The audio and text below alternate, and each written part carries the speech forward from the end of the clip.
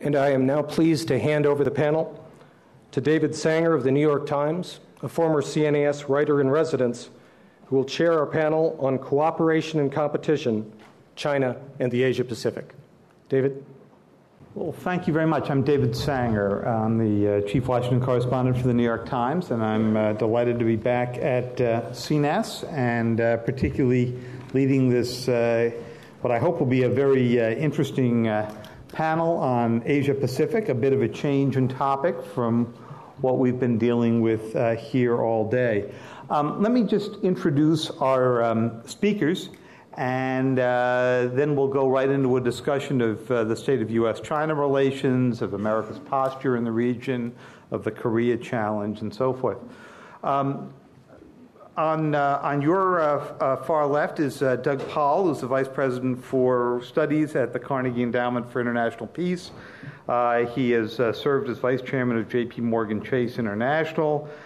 He has worked on Asian affairs for President Reagan, George H.W. Bush's administration. He was Senior Director and Special Assistant to the President. Admiral Pat Walsh is right next to him. Admiral Walsh is commander of the U.S. Pacific Fleet, and in a distinguished Navy career, he has served as the 35th Vice Chief of Naval Operations. He's also been commanding U.S. naval forces at Central Command and the U.S. Fifth Fleet. And he was started off early on in his career, was a White House Fellow, a program that has turned out many of the great leaders in the U.S. these days. Pat Cronin here is the Senior Director of the CNAS Asia Pacific Security Program, and also had served as Director of the Institute for National Strategic Studies at NDU, the National Defense University, and has also held Director of Research positions at several other think tanks, including the International Institute of Strategic Studies in London, at CSIS, and at the U.S. Institute of Peace. In fact, I don't think there's a major think tank that Pat has avoided so far in D.C. And closest to me here is Bud Cole. Dr. Bernard Cole is professor of international history at the National War College in Washington. He focuses very heavily on Sino-American relations, the Chinese military, Asian energy issues. He previously served 30 years as a surface warfare officer in the Navy, all of his time spent in the Pacific, and recently published the second edition of his look at the Chinese Navy called The Great Wall at Sea, China's Navy Enters the 21st Century. So I think I will join the table here and start off with a few questions, and then we look forward to having all of you join in the conversation as well.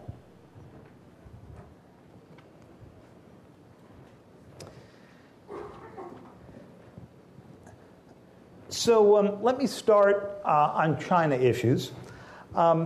And let me start, I guess, with you, Professor Cole. We went through in 2009 what appeared to be a pretty good year with the Chinese. And in 2010, after the Obama administration began with a remarkable period of cooperation, we headed into a serious year of competition.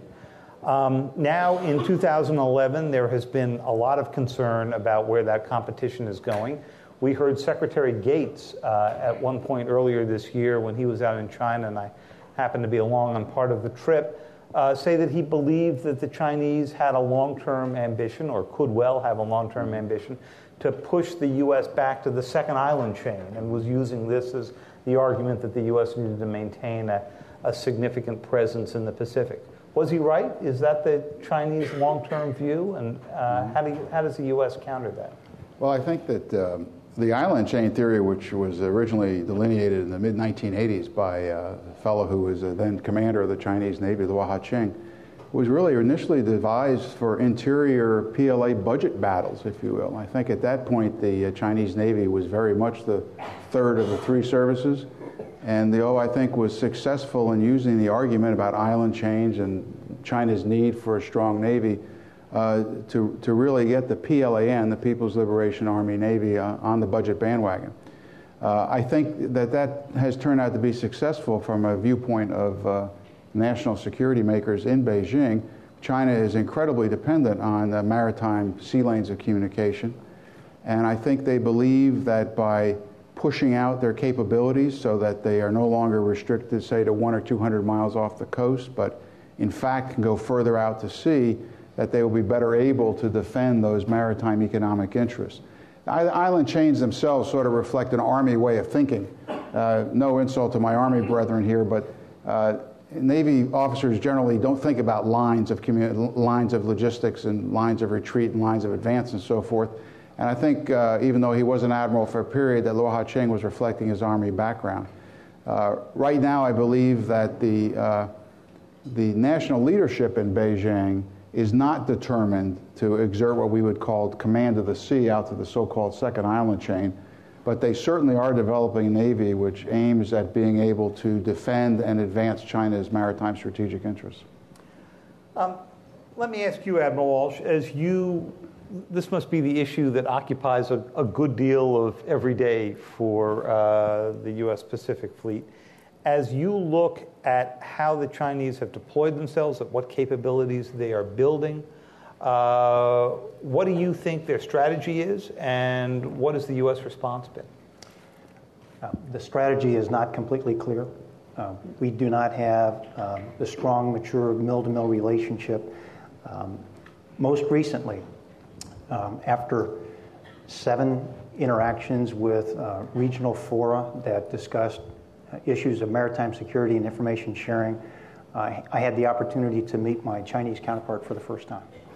So roughly every 2.5, 3 months or so, we get together as a regional group. And the latest IMDEX, International Maritime Defense Exposition in Singapore, was an opportunity to meet with Admiral Wu Shengli. And that was the first opportunity that we had for a frank and candid exchange.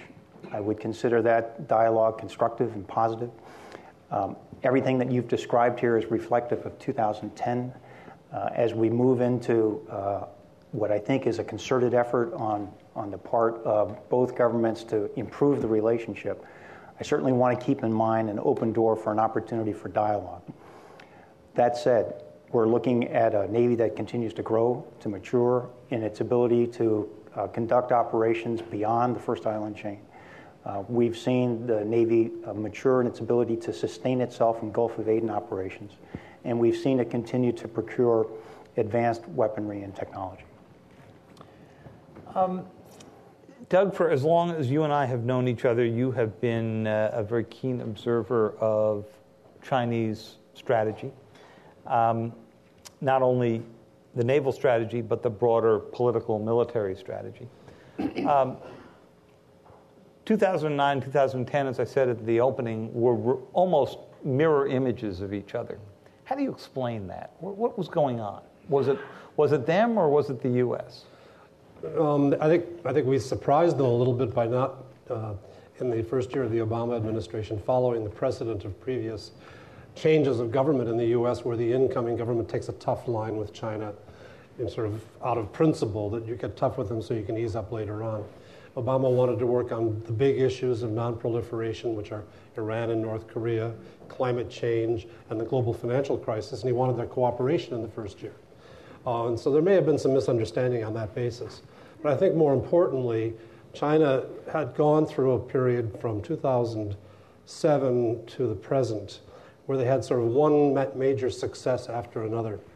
The management of the global financial crisis, they were the world's gold standard. In the Olympics, everybody bowed to the success of the staging of the Olympics. They went on to hold a Shanghai Expo and some other events that really made them feel very full of themselves and expect more from their government than they've expected in the past. And there was a lot of pressure from below on the government to be more assertive in their protection of China's interests when they thought they might be compromised. And so we saw kind of a reaction among officials to growing public pressure on them to be tougher with the U.S. and with other parties where there's an intersection of our interests. Interestingly, though, in 2010, the Obama administration in September undertook an initiative which hasn't been much documented. Current National Security advisor Tom Donilon and then Larry Summers, National Economic Council chief, went to China and said to the Chinese, look, we're on a bad wicket right now. Let's find a way to a better outcome. What would be the makings of a good state visit by your president, Hu Jintao, to Washington? What would be the components? And they laid it out. Some movement on currency adjustment, movement on our trade issues and the Joint Commission on Commerce and Trade, a resumption of our military dialogue, and I could go on, long list. And the Chinese visibly debated whether this was a good offer or not for a couple of months. And mid-December, they decided they would accept the offer of the state visit and start performing on some of these things we hoped that they would perform on. And as a consequence of which, since December, when the very day they accepted the invitation to the White House, they published an article in People's Daily which said, China is resuming its path of peaceful development.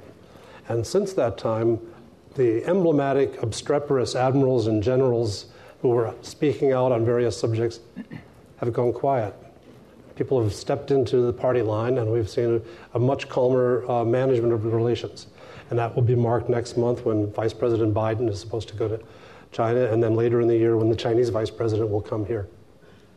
David, if I could just follow up on one point. As we try and autopsy the events of the past 12 to 18 months, there's another event that takes place that may be coincident, but is worth noting. In the spring of 2009, 2010 timeframe, there was a deadline for submission on extended claims to the UN Law of the Sea on the continental shelf. And we know that some of the neighbors in the region went ahead and made their submissions known. And it was about that time when we started to see more and more references to the NineDash Line, as well as the expanded sort of sense of what core interests were for China. For those in the audience who don't follow the maps out here, can you just describe the NineDash Line and the importance of core interests as a phrase to the Chinese? Well, to begin with, core interest is a phrase that's used to describe their interest in Tibet as well as in Taiwan. So when that word comes up in the public dialogue, it's something that we all key on because we recognize the level of emotion as well as national interest and nationalism that's attached to that word. Secondly, in terms of the NineDash Line, this is a Chinese view that's dated back to, I think, at least the 1930s timeframe, where there was a sense of either historic interest or national interest. That part is not clear how the Chinese actually characterize this area. But if you can imagine, to the east of China about 200 miles and to the south of China about 1,600 miles. This is an area that is described on their charts and maps with a dashed line that resembles a cow's tongue, and it's often referred that way in the public media. Not to over-advertise the website of my employer, but anybody who's interested in this interesting issue of the core interests, Ed Wong, who was one of our correspondents in Beijing, did a really fascinating story about this whole debate about whether they even used core interests or not, which has been a big issue. Pat, let me ask you to sum up this period that we've been discussing. 2011 seems to have been a bit of a turn. As Doug mentioned, there were these articles saying that China had resumed this path of peaceful development. When I was in China, I said to some of our hosts who were there, I hadn't realized that you had made a decision to suspend that. When did that come? They didn't answer that question. But there was also a very remarkable article written by State Councilor Dai, which laid out basically the argument, China can't get out ahead of itself. We have to go back to Deng Xiaoping's initial concept of how China would bring about a peaceful rise. It raises the question, were all of these articles, all of these statements at the end of 2010, the result of a real conclusion in China that they had overreached at the end of the year and alienated many of their closest allies, and really ended up making primarily the North Koreans and the Burmese happy? Or was this something that was all published for consumption for groups like CNAS, that study this, but didn't really reflect a real change in view? Many actors to evaluate there, David, but it's a great question. I can't help but be impressed by the pace of the growth of China. And Deng Xiaoping is the greatest development economist the world has ever seen. If you consider the fact that the Chinese have gone from 1/70th the wealth of Americans to 1/5, and they're rising still. And we go back to the Asian financial crisis that Doug Paal referenced. The confidence of Wen Jiabao at Davos, for instance, was palpable. In the last couple of years, the acceleration of the decline, the perception of the decline of the United States because of our economic problems and being bogged down in the Middle East, all of these things were factors, I think, that were weighing in on their minds, as well as claims over the law of the sea. And I think they did overreach. And I think many actors in China realized that they overreached, and that was not their real intent. And they did want to go back to Deng Xiaoping. Ezra Vogel's got the definitive biography coming out of Deng Xiaoping later this year. We're looking forward to reading that. What a remarkable figure. And there are huge questions about how they're going to move to the next state of economic growth, because what Hu Jintao has done has been essentially to respond to the financial meltdown with the world's largest stimulus package. And that can't be sustained. China's no longer an economy that can be based on making socks. They've got to move into the higher value chain, and that's going to take a whole different set of economic questions. And they're looking at America's economy, and they're wondering about our staying power. They're wondering really whether we've already reached our high water mark. And many of them assume we have. Mm-hmm. And for all the challenges they have, they think that they have advantages, at least in the strategic policy circles that, do try to influence CNAS, and not to mention Carnegie and National War College and a few others. These are our interlocutors, and these are the people we're talking to. But I think that the Chinese know that the United States has a hedging strategy, but that at the same time the Obama administration, as Doug mentioned, was trying to accentuate how do we grow cooperation? How do we build this strategic partnership in 2009? And we overreached with that because they weren't willing to just sort of grasp all those what to us looked like opportunities. And when the Taiwan arms sales came about, that put the kibosh on the military-to-military relationship, at least for the moment. And it put the relationship in a downward spiral that everybody wanted to pull out of and said, wait, we've got to go from optimism to pessimism to realism. And so we're in the state of realism, I think, both in Beijing and Washington at the moment. And I think that's good. And I think we can build on things like the recent strategic and economic dialogue and the high-level military dialogue. So that's as good as it's going to get right now because we are locked into this long-term rise of China and how we manage it. And whether we have an adult conversation in Washington on this issue, this is what people, our friends, partners, and others in the region are looking for and looking at. Professor Cole, when you read the Chinese strategy, and you see there's a huge amount published in China now. As I said before, some of it for our consumption and some of it real. What do you conclude is their belief about our staying power in the region? Well, I think that right now, they're at the present time, they're happy to have us there. I think there's still a lot of concern with, from our perspective, and perhaps unreasonable concern about a rising Japan, or Japan that will rise again. They're also concerned about the Korea situation. But I do think in the long term, they think that our presence there, our military's presence there, is a remnant of the Cold War, to use one of their phrases. And I think that their long-range goal is to ensure that events don't happen in East Asia of which they do not approve. I think they want to be able to be in other words, a national security advisor in Hanoi or Manila gets up in the morning, says, I'm going to recommend policy A to my president. Instead of that individual's next thought being, how is this going to play in Washington, they want the next thought to be, how is this going to play in Beijing? I think they want to be able to swing that kind of weight in East Asia. Admiral Walsh, we saw one other big shift between 2009 and 2010.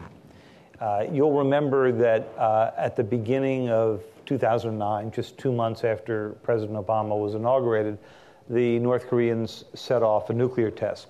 Some people send postcards, they set off nuclear tests. Then they did some missile tests, and there were a series of sanctions passed at the United Nations, to which the Chinese were pretty supportive. And for a while, the Obama administration thought that, in fact, the Chinese may have come around on North Korea and may have concluded that this kind of behavior was not tolerable. 2010 was very different. And you saw two very provocative acts on the part of the North Koreans, the Cheonan, and then, of course, the shelling of the island, to which the South responded. Can you walk us through your both the sequence of events and your interpretation of them, and tell us now that the U.S. has conducted operations there to send a signal to the North Koreans, whether you think that the U.S. and South Korea are in a better position than they were, say, this time last year to deter that kind of activity? We can have that kind of conversation as long as you understand the remarks on operations are less interesting to the audience. They'd like to know more about policy. To begin with, we'll take what we can get. For people in uniform, to go visit the Cheonan is an absolute must. It's a stark reminder of the world we live in and how quickly events can change. There is no doubt in anyone's mind as you walk underneath the remnants of Cheonan split in two of what tore that ship apart. Yet, in conversations with South Korean officials in the weeks and months after the event and the release of the investigation, there was significant concern that not everybody believed it. There was a substantial percentage of the population, the number quoted to me was about 35%. In South Korea? In South Korea that did not believe that it was even plausible to consider a North Korean torpedo that caused that. And then watch the events that take place with Waipido. Within 24 hours, there was a swift public reaction. Waipido, the island. The Northwest Island, right. Yeah, that was shelled, and loss of innocent life there, as well as Marines that were stationed on the island. Swift reaction by the public, the resignation of the defense minister, and an absolute commitment that the South Koreans made publicly that they would not withstand another provocation. The rationale, the motivation behind the provocation, hard to determine, although as you trace through history, these events have happened before. And what the South Koreans have made very clear is that the posture, the alert, the mindset, as well as the training and the exercises that they are doing with their Navy is one where they have bolstered themselves, their capability, and their commitment not to allow provocations in the future. Tell us a little bit about the U.S. operations, which came probably a month after that last attack, and what you were intending by sending the George Washington into the region and so forth, and what effect you think it may have had. Well, the forces that are in the region were available, within hours after the attack. The important thing is that we play one role. We are one instrument of national policy, strategic communications, and the overall U.S. government effort. And so the challenge for operational forces is to be ready when called. And so the exact timeline of when we went in and where we went in is of less significance to me, other than we were part of the national message that went to North Korea that said, we are here to support the ROC-U.S. alliance, and that alliance is stronger now than ever before because of this. Doug, in your assessment, was the message received? We have a North Korea that is in the midst of some kind of transition crisis, but this is one of those sort of long-running. It sort of reminds me of when the Yankees were getting ready for a new owner for many years, and so we have a very long-run transition crisis underway. There are a lot of doubts about whether Kim Jong-il's son, Kim Jong-un, is prepared for the job or even has the full support of the military. At times of transition, the North Koreans frequently act out. So when you look at everything that Admiral Walsh and his colleagues did, do you think it's likely to have a significant effect on North Korean behavior? I think it will, David, but I think it's going to have that effect because it has an effect on China's thinking, less so on North Korea's. I think the North Koreans would, at any moment they felt the restraints were off them, resume the provocation that they were undertaking as part of making their succession a success. They were on the way to steady escalation in an effort to demonstrate that the new leader could be just as tough as his predecessors. But China interceded. Now, getting China to hear the message was not easy. President Obama addressed the subject of North Korean provocations in June in Toronto with Hu Jintao. 90% of their conversation was on North Korea, and the president said in the press conference immediately afterward, they're not listening. And then after we had the Yenping Island incident... He was referring to the Chinese. The Chinese. Yeah. And then the Yenping Island incident in November led to a phone call, I think it was on December 2nd, when President Obama said the United States is now changing its national security posture with respect to the Korean Peninsula. He was sending words that meant we were really reacting to this. Don't kid yourself that you can let North Korea get away with this behavior. It was after that that we saw China finally take the move where they sent State Councilor Dai Binghua to North Korea, and we haven't seen these provocations since.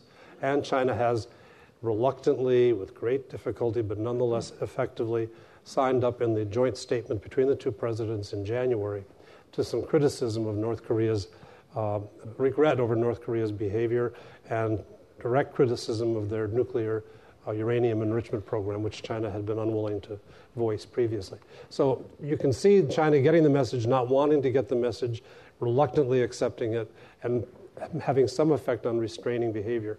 But this means, I think this is at least a temporary phenomenon, and we could easily be back into it quite quickly. Yeah, we've been to this movie before. I mean, this cycle has happened. Pat, at a moment ago, Doug raised the uranium enrichment program. People had suspected for a decade that North Korea was working on uranium enrichment. The North Koreans at one point, early in the Bush administration, said, yeah, we're working on that and more. There was great debate about it. But it wasn't until last fall that a visiting Stanford physicist, Sig Hecker, was shown an operating, or what appeared to be an operating uranium enrichment facility that the U.S. and its allies had not seen being built at that particular site at Yongbyon. At that time, the administration said that as they dealt with all of America's partners in the region, North Korea would pay a price for its uranium enrichment program. What price did they pay? All the strategies that have been used to try to deal with North Korea and change the regime's behavior with respect to its nuclear program. And really there have been two strategies, one of engagement, the sunshine policy of Lee Myung-bak's predecessor governments, and then the various pressure strategies that the U.S. And the Korean government of the Lee Myung-bak have used. And none of them has worked. We haven't fundamentally changed North Korean regime behavior on the nuclear program. That's the reality, unfortunately. What's happening right now with a lot of these incidents that happened in 2010, I can ascribe to two fundamental changes. One of them was that when Lee Myung-bak came to power in the Blue House in South Korea in 2008, he wanted to adopt some of the George W. Bush pressure tactics, but have them run out of South Korea. Partly to get that nuclear issue on the agenda, but also to discipline North Korea that if they want to deal with the outside world and they want to develop, they're going to have to go through Seoul and they're going to have to play ball with them. It was the cutting off of $300 million or more. And this is my discussion with Hyun In-taek, the unification minister, just a week ago. It was that cutting off that precipitated the harsh reaction that spiraled out of control eventually into Cheonan and into Yeonpyeong-do. But there was another factor that we don't know, and that's this transition, because Kim Jong-il had the stroke in August 2008, just when these things were heating up. So we don't know what role the military is playing, Kim Jong-il's sister's playing, his brother-in-law, and so on. Probably not Kim Jong-un. He's still learning. So it is an interesting question about now what can the U.S. do to exact a price on this? Well, the U.S. is still trying to play by international cooperation and trying to get along with China to put pressure on. And I think as Doug Paal indicated, China has, after Yangpyeong-do, been willing to put more pressure. And it's interesting to see, China is also investing. They're giving North Korea more money by investing in Rajan Sanbong up in the northeast, which is the special economic zone that China runs, as well as along the Yalu River. They're pouring more money in there. That's to offset what the South Koreans have largely cut off. And that's why the South Korean pressure tactics are not working. And so the U.S. is stuck trying to put more pressure on North Korea. China is relieving that pressure. So there's very little we can do, to be honest. And China's trying to teach us a lesson. They're trying to say, you're going to have to play the stability game, not the denuclearization game. Forget denuclearization. Denuclearization is the flip side of a coin that happens eventually in the long term. And come back to us. So we are basically, right now, playing the Chinese game of stability. Because what is the alternative? And Lee Myung-bak is playing this game of pressure tactics that are not working. He's still hoping, and there have been, of course, stories in the Korean press this week all about these secret discussions to get a summit meeting. And I don't believe that the South Korean government's been begging for a summit meeting. They're not begging. They are trying constructively to get back to the diplomatic track, and we're certainly trying to help them do that. But we can't really do this. The one saving grace on this highly enriched uranium program that we saw last year is that the indications are that the North Koreans can't get there on their own. They're actually needing help.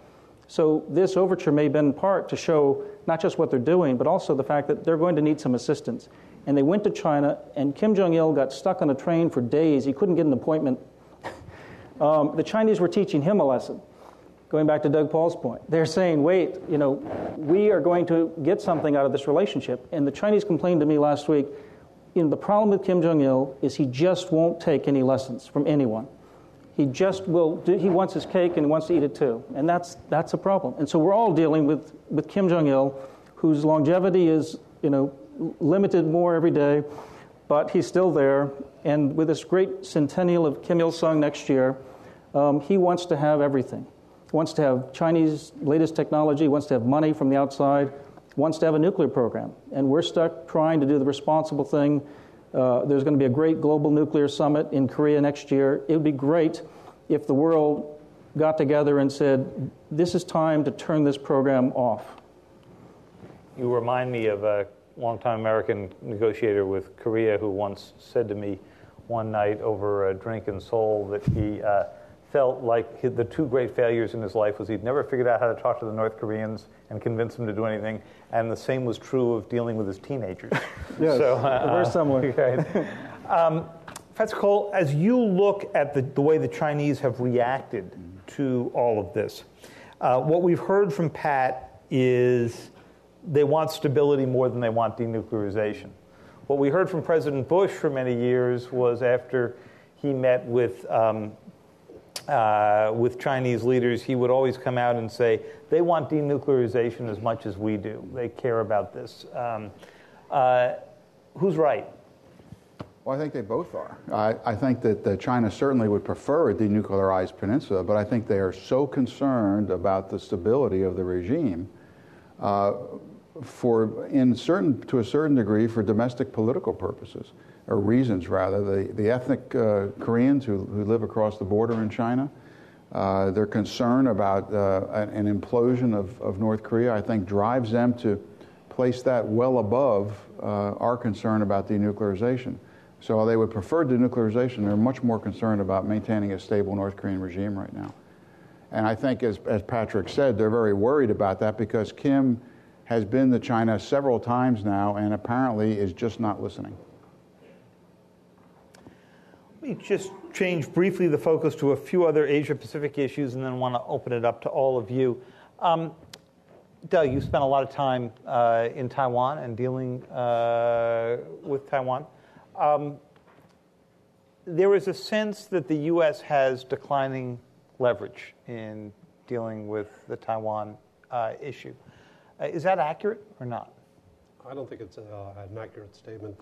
U.S. leverage remains very strong on the island, and it remains very strong on as a component of deterring Chinese use of force against the island.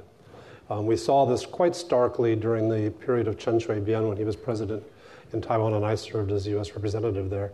So it's less starkly perceptible now because Taiwan, under a new president, Ma Ying-jeou, has been pursuing a more peaceful approach to dealing with the mainland day to day and has built some economic and other ties with the mainland.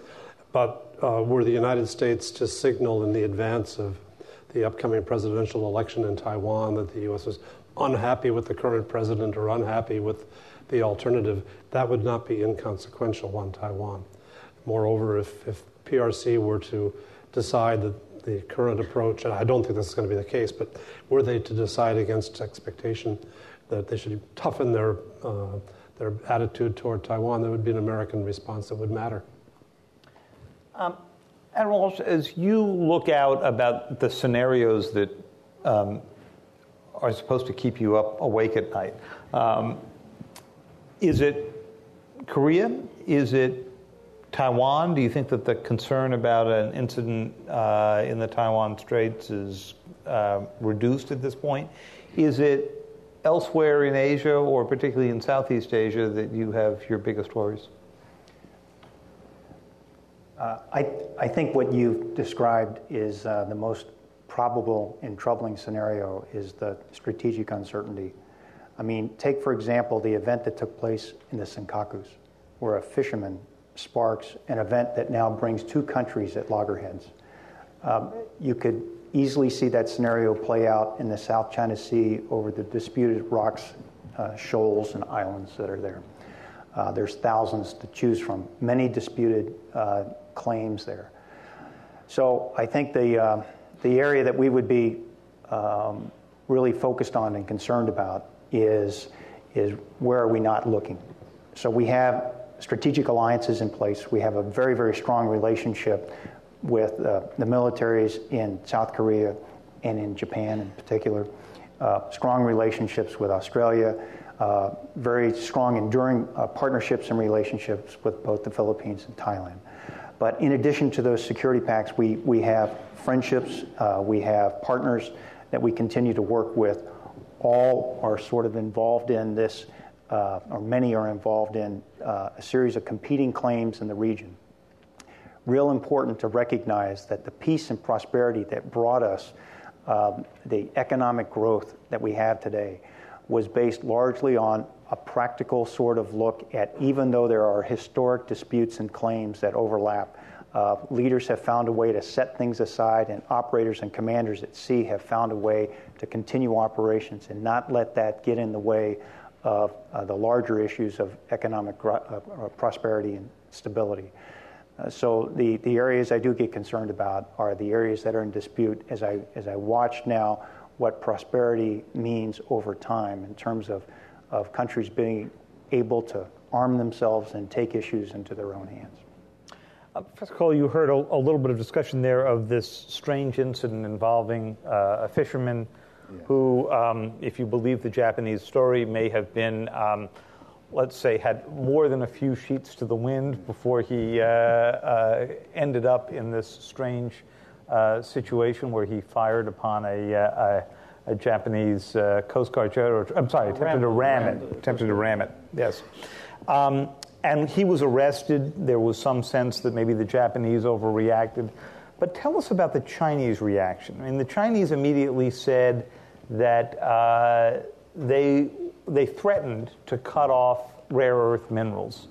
Now, in fact, I think they may have only cut them off to Japan, but and there had been some discussion that they would reduce some of their shipments anyway. But as you look at the Chinese in how they handled this, were they sending a very strong signal, or did this spin out of their control?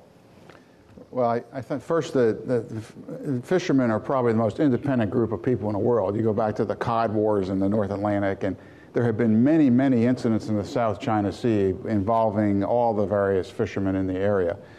This particular one, where this guy apparently was drunk and did something pretty stupid, I think the Japanese either should have just sort of thrown him back or kept him. But I think from the Chinese perspective, there were several things going on. Number one is the domestic political situation in China. We've got a presidential change coming up, which apparently is not as settled or as a sure thing as some of the previous changes have been.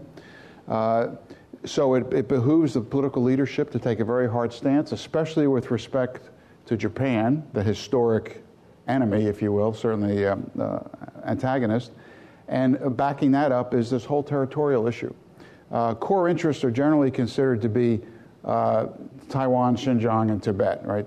Issues of sovereignty.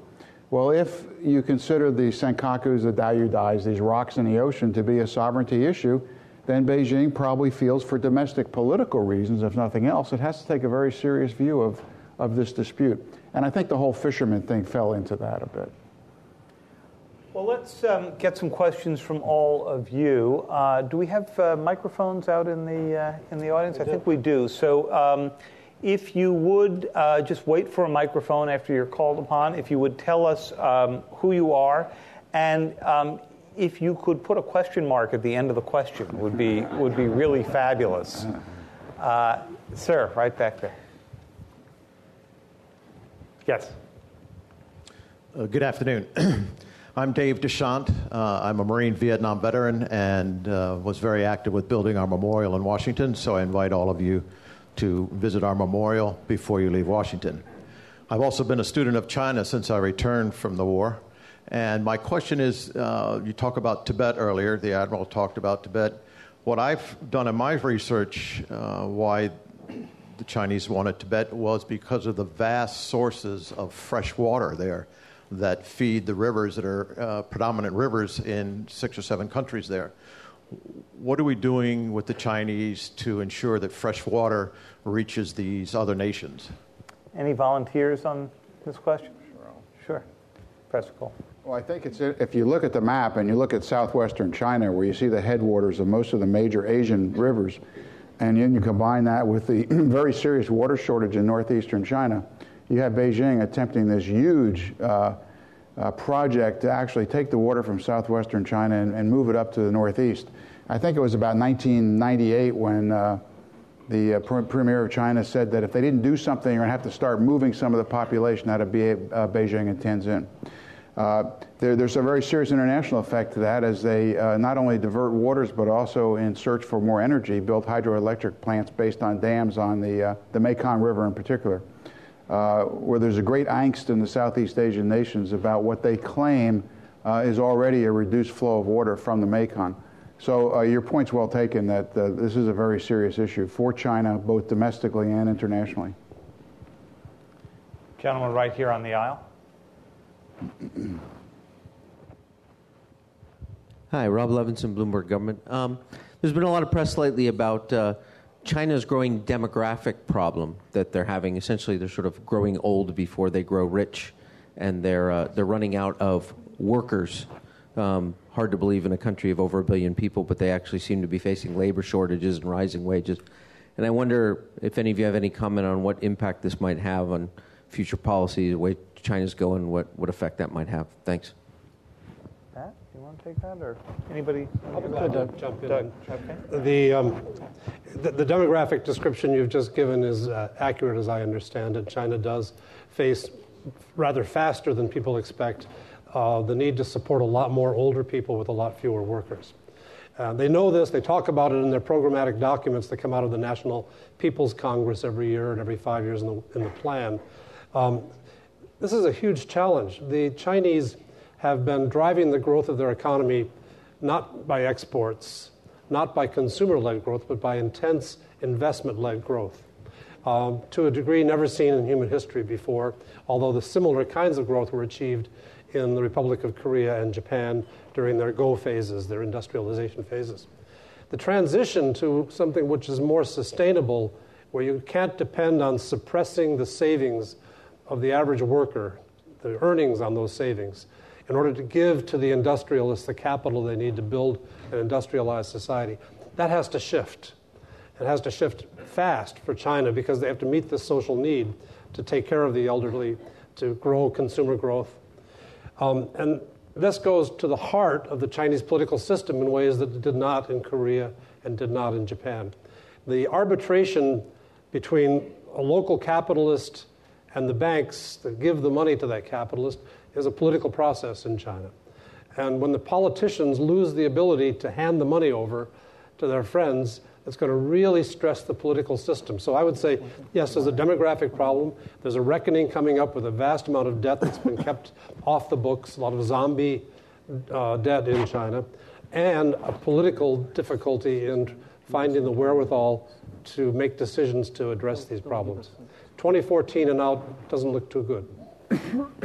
Pat, you had an addition to that? Yeah, two quick comments. One, I think water, I think demographics, the concern about social unrest, these are some of the impediments that China faces, which is why so many people say this is not going to be a linear growth. You can't assume that China is going to make it through all of these challenges. Bill Overholt of Harvard likes to use the metaphor of a man being chased by a tiger, and that China's economy is the man is a very fast man, but if he takes a nap, he gets eaten by the tiger. And this kind of labor problem is one of those things that could slow it down and cause it to take a nap. We have, to show you how much CNAS has really evolved with the times, a Twitter question. Twitter questions are great because, unlike questions from the audience, they are actually limited to 160 characters. You got more than 160 characters in this. That's right. The downside is that the last stage of a Twitter question is it has to be written out on a 3x5 card and is sent without the photos that make Twitter questions so interesting.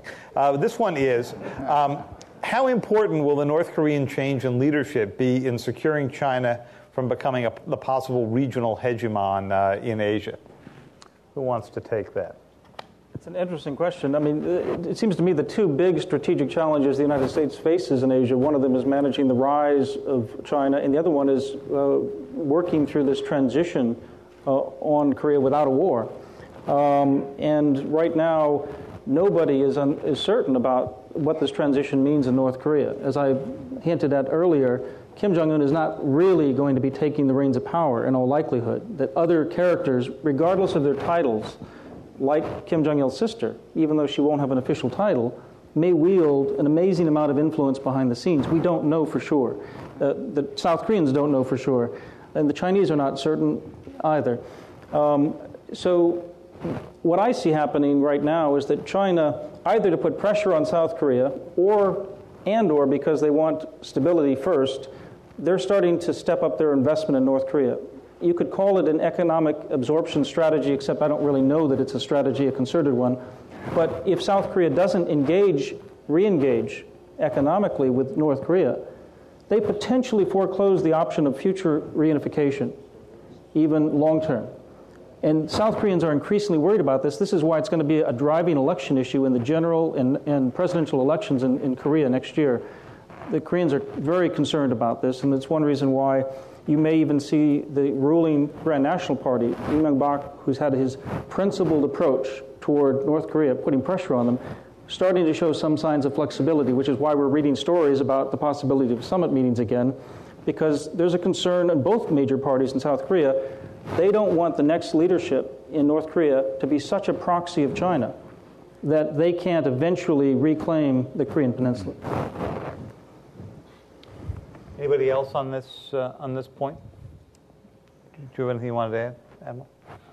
Other than the work that we continue to do with the South Korean Navy is one that is absolutely resolute in terms of their determination not to let this pattern of provocations continue. Mm-hmm. So to Patrick's point, I mean, this is something that it's becoming very clear that the level of toleration for this kind of behavior is no longer there. And so the likelihood of a kinetic sort of outcome is very real and to be concerned about. I think that's right.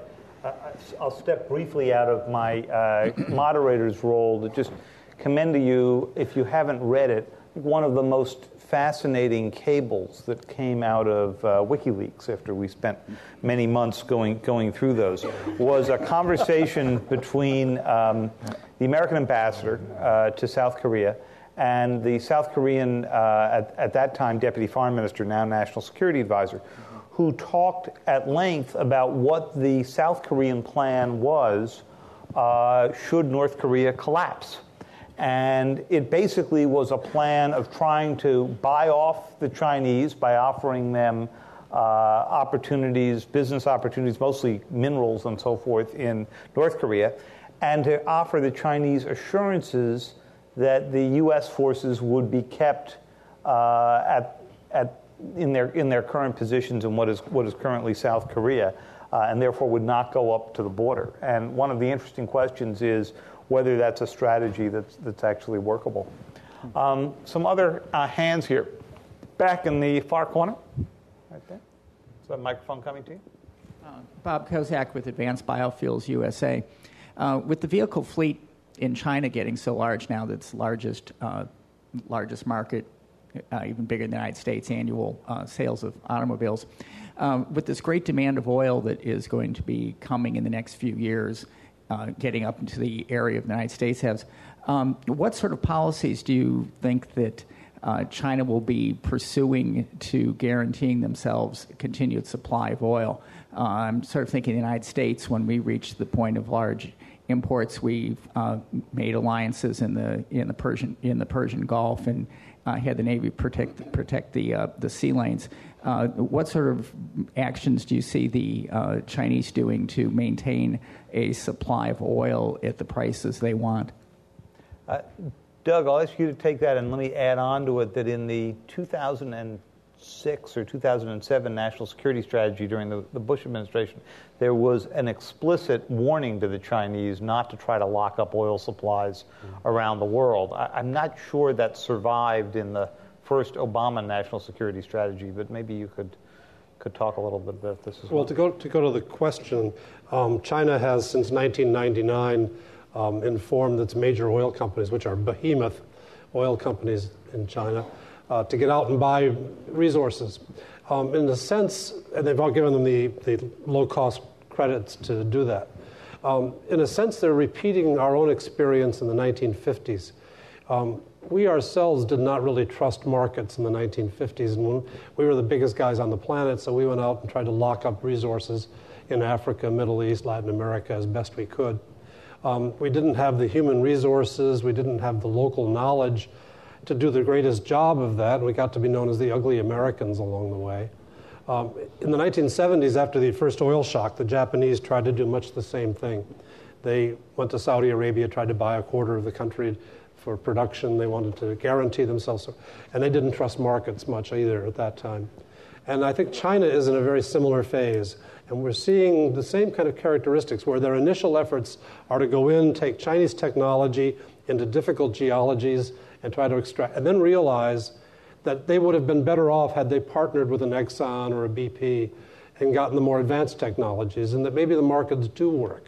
So I've been watching an evolution in how the Chinese behave with respect to these big overseas commodities sources, and a recognition increasingly that they need to train the people, develop the technologies, and they have to cooperate internationally if they're going to get the maximum benefit. Now, at home, they have got to deal with consumption. China still pays more for a barrel of oil overseas than it charges its consumers to burn it in their cars. And so long as that's the case, they're not going to have a lot of restraint. They don't even pay the market price, let alone a taxed price to try to restrain the growth of the auto industry and other kinds of consumption of petroleum in China. They have a long way to go on that one. Sure. I think when we discuss the oil import business with China, we have to bear in mind that over at least 70% and probably more of China's daily energy requirements are satisfied by indigenous coal. And the vast majority of the imported petroleum goes to the automobile sector. And as Beijing demonstrated before the 2008 Olympics, if they want people to drive less or to stop driving, they can make them do that, something we certainly can't do in this country.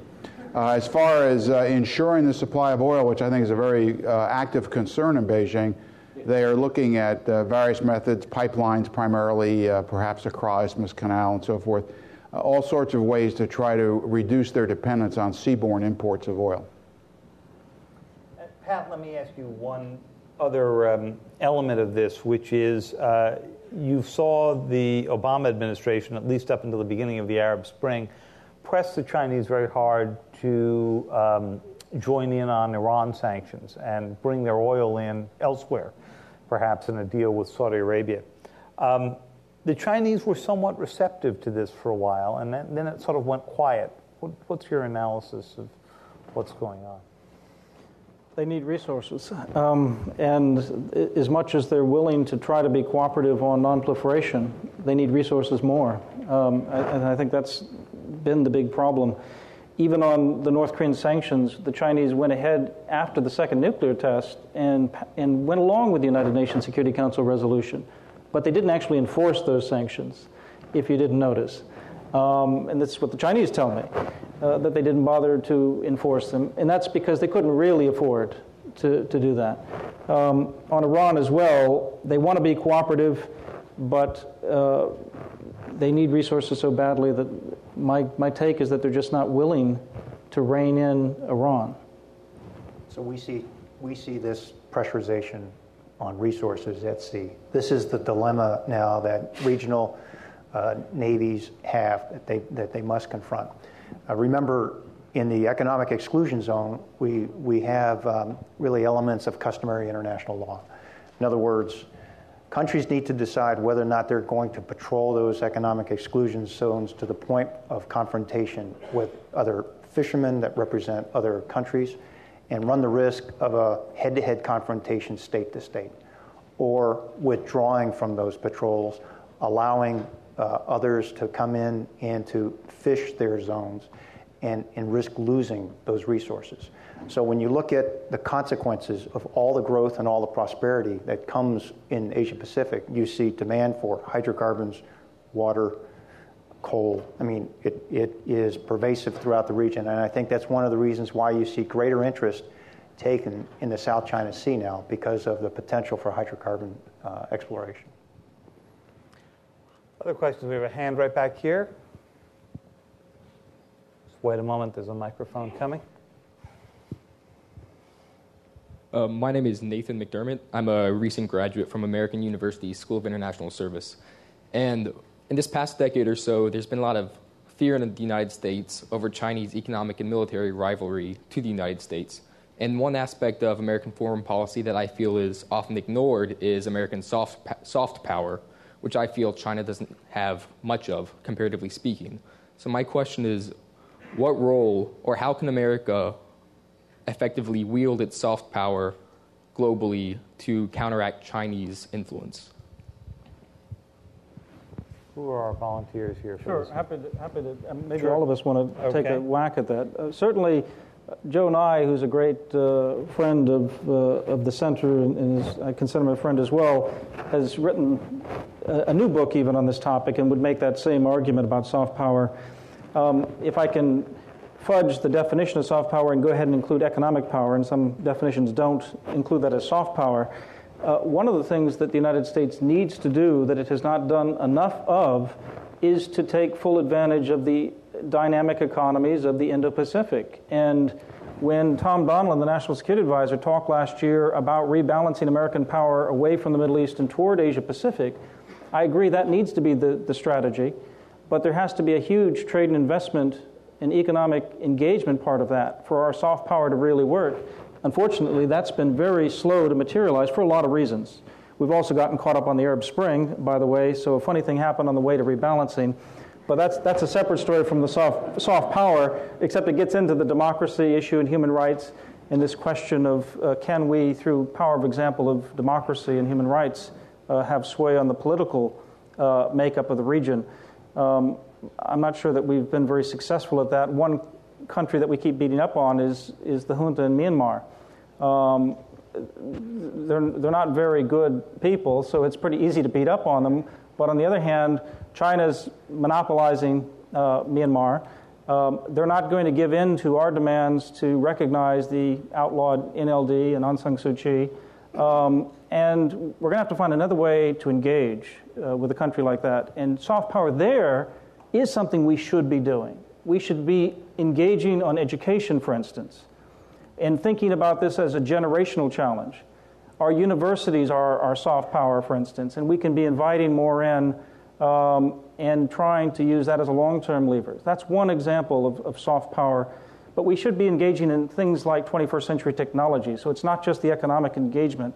but it's thinking about what ideas will lead the 21st century. And some of this is, green technology, and these are the issues that we should also have an advantage on, this know-how. Anybody else on this question, Admiral? Within hours of the earthquake and tsunami in Japan, we had all the ships underway in Yokosuka.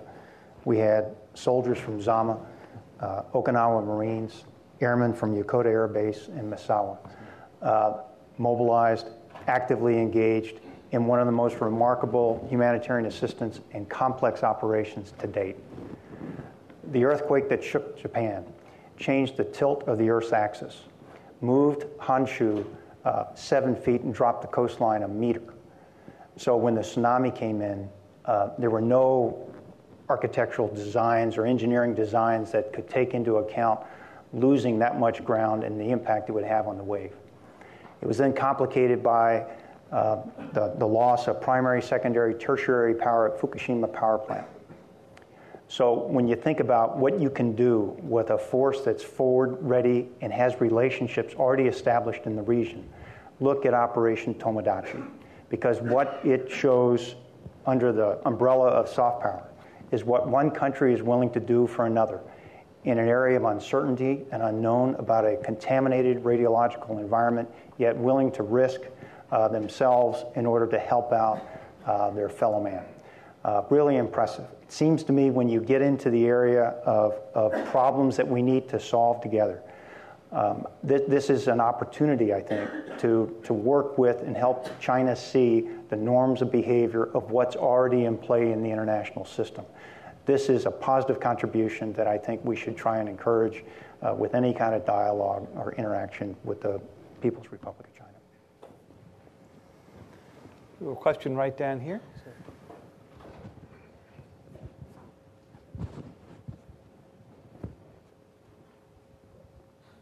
Atul Singh, founder and editor-in-chief of Fair Observer, which is a new multimedia journal to cover global issues. So my question is, the elephant in the room is the fact that China is investing too much. It has zombie banks, and as you alluded to, and the US is consuming too much, and the global economy needs to be rebalanced. Given the frisson of engagement between the two countries, what do you think are going to be the most acute areas of friction, and where do you think are the greatest opportunities of cooperation? Doug, you want to take a shot at that? Well, I mean, on the question of friction, we still have a abiding mutual strategic distrust. In the United States, there's an everyman's kind of distrust that China wants to take our jobs away. And in the strategic world of the United States, there's concern about China's long-term military ambitions. And if you go to China, you find ordinary Chinese constantly sense that when we respond to what they do, we're trying to encircle them, contain them, keep them from developing to their full potential. And that mistrust can explode in a variety of ways, depending on circumstances, but it's the underlying mistrust that I think is what needs to be attacked. And to their credit, the presidents of the two countries have made some early efforts. The strategic and economic dialogue is trying to build on that, but there's a vast amount of public education and mutual accommodation down the road that'll be necessary to deal with that. For great opportunities, obviously, we have a very broad global agenda. The conversation about Himalayan water sources for the 5 major rivers of Asia, that's a climate change problem. And whether we can get China to take the 70% of its energy, which is burned up in coal, and find some other ways of developing that energy safely.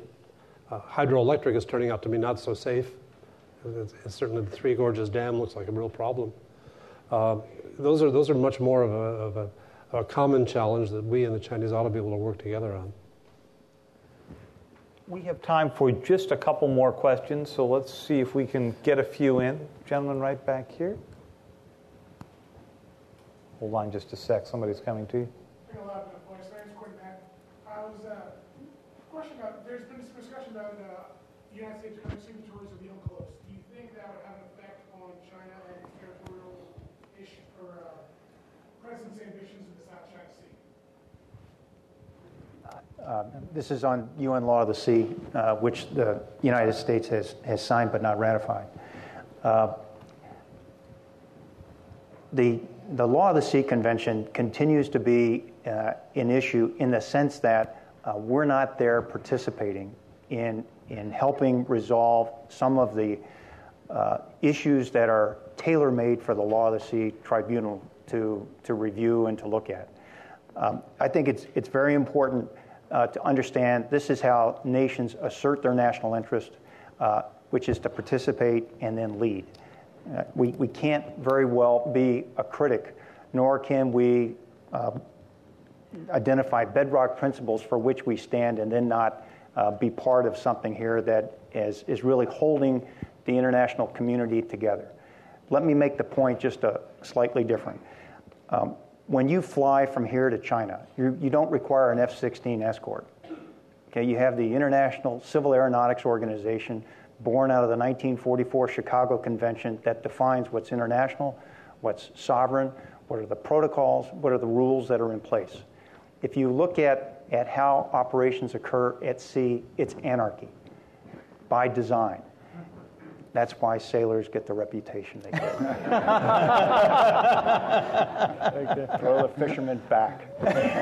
So the Law of the Sea Convention was the product of a series of treaties trying to resolve issues in terms of how do you define what's the taxonomy for what's sovereign and what's not. The 3-mile limit came from the idea that you couldn't enforce anything beyond 3 miles with a cannon. That's where the international standard for the 3-mile limit came from.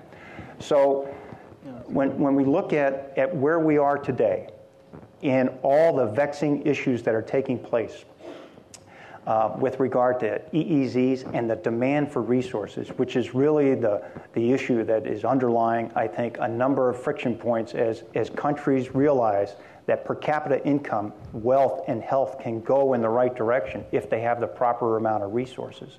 In a globalized world where everyone knows what the other one has, it seems to me that to not participate in this, to not participate in an area where we're going to see thawing in the Arctic and we're going to have another sea lane open up here, it just is paramount that we assert the national interest inside this convention.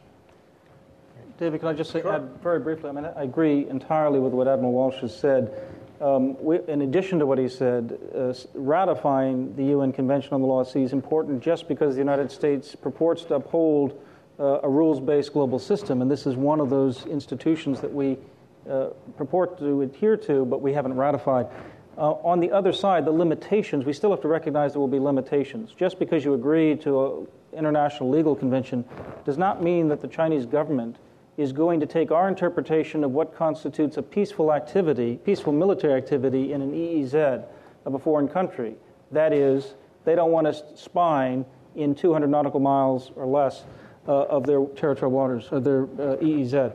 So that issue is not going to go away, but it's still going to give us a process and give us a common set of international processes that we can then deal with those different interpretations. Okay. Can I, excuse me?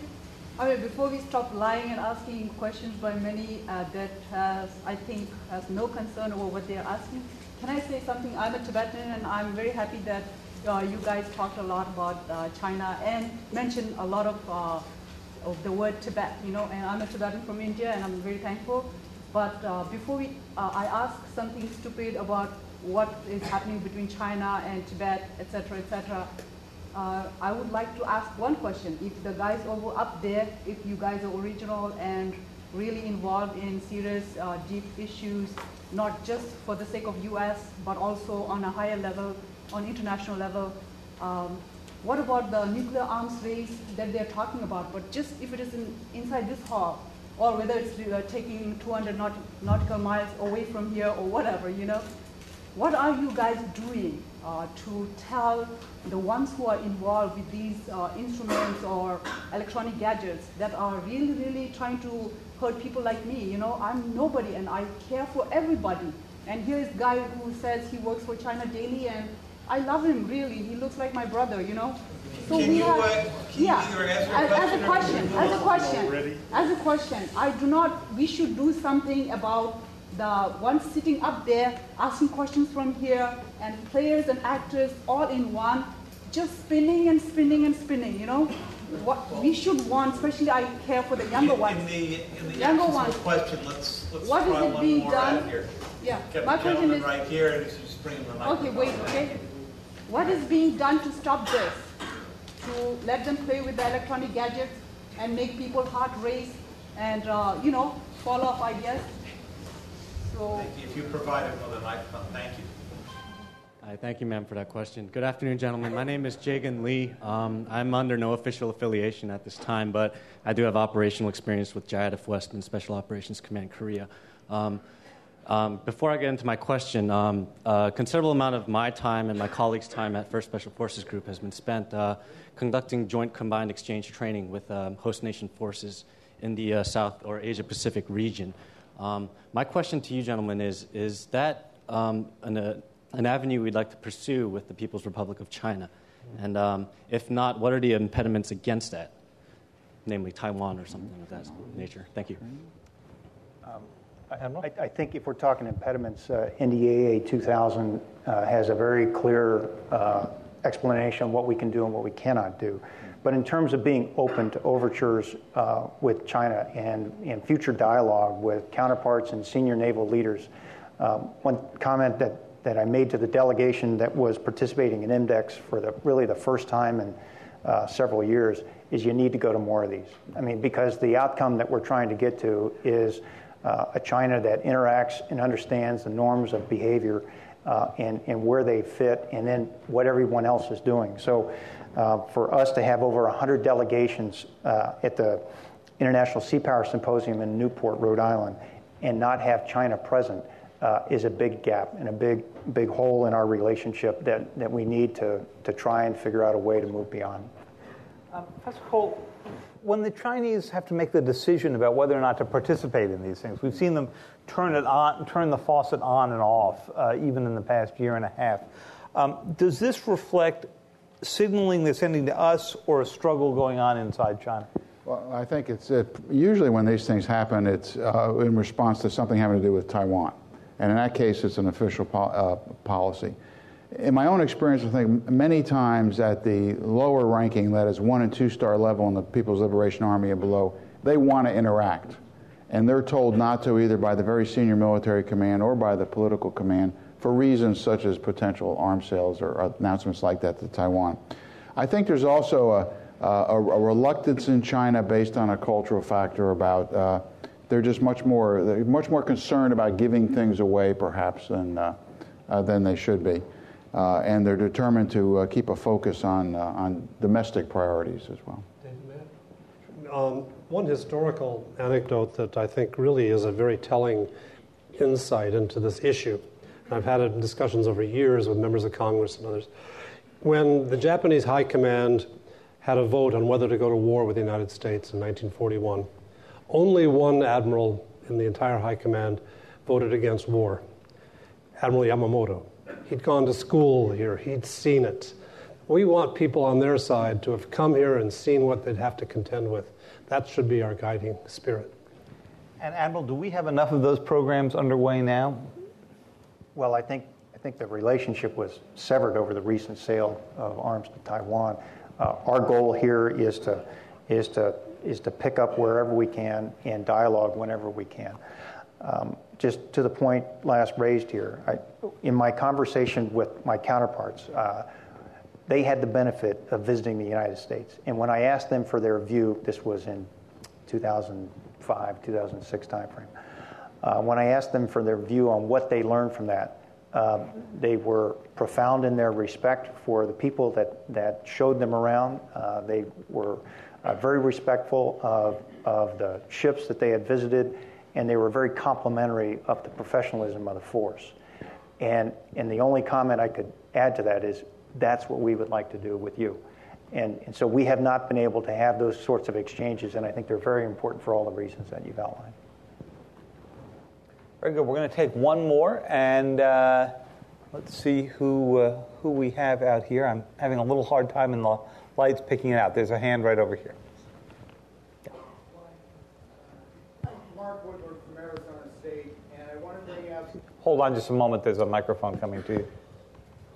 Mark Woodward from Arizona State University, and I want to ask a question about a much smaller country, and that is whether or not the U.S. foreign policy establishment has noticed the emergence of a relatively strong pro-democracy movement in Singapore. Well, when I was there last week, I didn't notice how the real strength of it, but things are definitely changing. But the way the Singaporean interlocutors, both from academia and from the official quarters, said is that, listen, things are changing gradually. They're changing. Lee Kuan Yew is finally no longer going to be minister mentor even. But he's how old? He's in his late 80s? 87.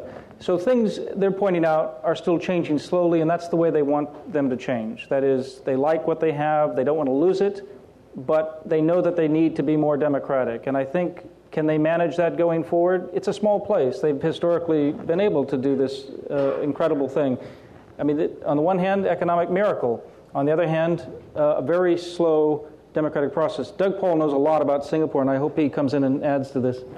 Well, I would echo what you just said. The Singaporeans now have had the government's ruling party, the PAP, suffer declines in the total vote year after year in their elections. And that has a beneficial effect on building a civic society where there's more sense of responsibility among the voters for the votes they cast. And the fact that some very capable ministers were turned out turned out of office in this election shows visibly to every voter the power of their individual votes. Well, thank you. I recognize this panel is the last thing between the audience and the bar at the reception, which is usually an important signal to the moderator to make sure that it ends on time. But I wanted to thank each of our panelists for what I think has been a very instructive discussion about a breadth of Asia issues, and I want to thank our audience for such great questions. Thank you very much. Yeah.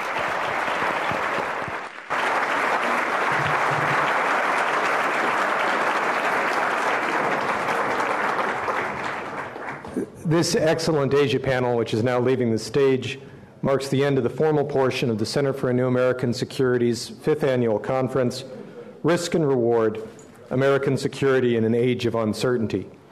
Since our founding 5 years ago in 2007, CNAS has worked to find ways to mitigate risks while strengthening American security in an uncertain time. I'd like to thank all of those who provided the intellectual muscle today, our paper writers, our panelists, IJC Commander Lieutenant General Rodriguez, and Director of Policy Plans, Jake Sullivan. I'd like to thank our boards of advisors and directors under the leadership of our chairs, Bill Perry and Richard Danzig, and especially those who are with us today, 3 members of our board of directors I saw, Karen House, Greg Newbold, and Mitchell Reese. Because of them, we've been able to reach this point, and we plan to continue to rely on all of them for more advice and mentorship as we go forward. I'd like to thank the sponsors of today's conference who made it possible. We couldn't have gotten this far without you. And finally, I'd like to give a shout out to the team at CNAS who pulled everything together and made it run as smoothly as it did. And a special shout out to our Deputy Director of External Relations, Ashley Hoffman, who has just completed her last CNAS event.